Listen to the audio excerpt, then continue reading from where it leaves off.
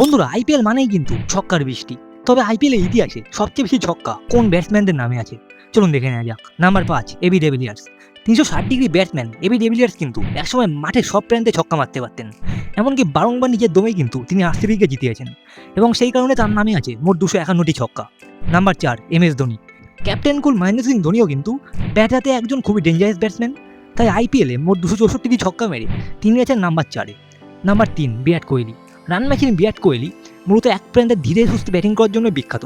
তবে ৬ মারার ক্ষেত্রেও তিনি পিছিয়ে নেই। তাই আইপিএলে তার নামে আছে মোট ২৯৬টি ছক্কা। Number ২, Rohit Sharma.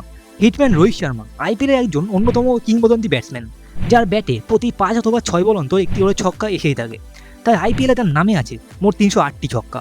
Number ১, Chris Gayle. Universe boss Chris গেইলের সামনে বলাররা একসময় টিকতেই পারত না এবং সে প্রথম বল থেকেই মারকুটে আন্দাজে ব্যাটিং করত, যে কারণে আইপিএলের ইতিহাসে মোট ৩৫৭টি ছক্কা মেরে তিনি আছেন নাম্বার ১-এ।